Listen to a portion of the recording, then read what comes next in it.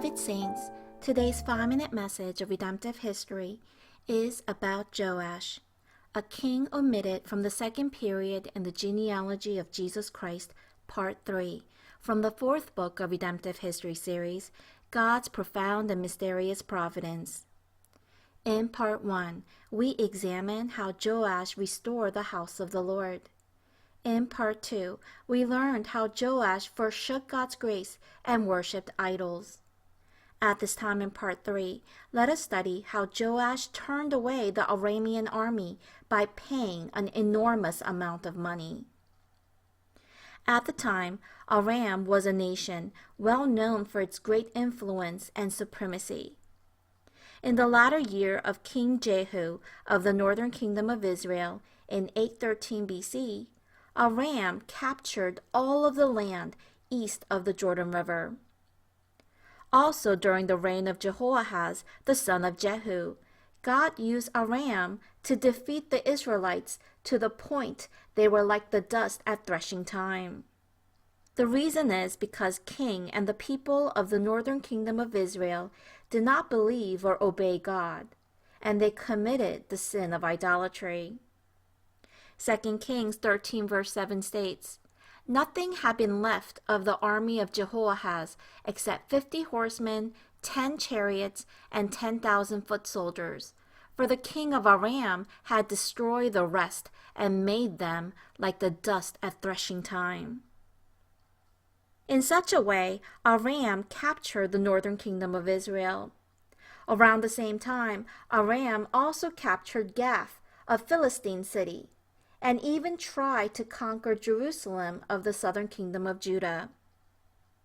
2 Kings 12 verse 17 says, "About this time, Hazael, king of Aram, went up and attacked Gath and captured it.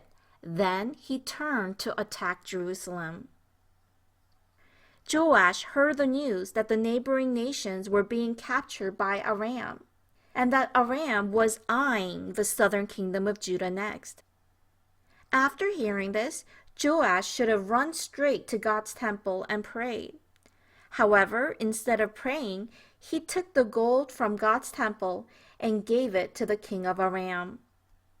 2 Kings 12 verse 18 states, "And Joash, king of Judah, took all the sacred things that Jehoshaphat and Jehoram and Ahaziah, his fathers, kings of Judah, had dedicated, and his own sacred things, and all the gold that was found among the treasuries of the house of the Lord and of the king's house, and sent them to Hazael, king of Aram. Then he went away from Jerusalem."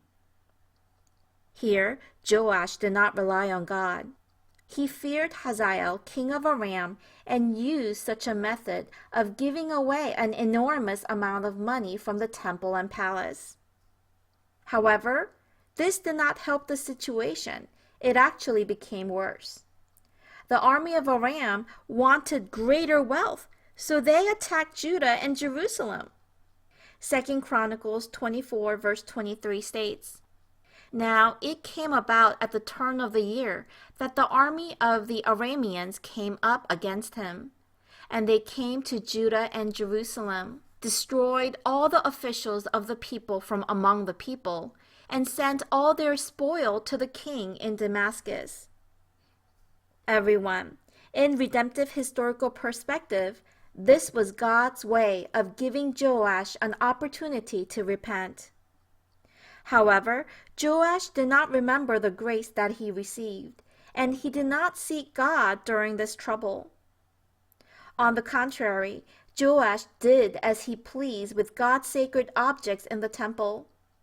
Rather than repenting, he sinned instead. Beloved saints, when we are in a crisis, we should not use human means or methods to avoid it, because this could lead to a greater crisis. Instead, we need to realize that such a crisis is an opportunity to repent from God. In such trouble, let us trust in God and pray first. Then God will help us and rescue us from our troubles. Psalms 146 verse 5, it states, "Blessed are those whose help is the God of Jacob, whose hope is in the Lord their God."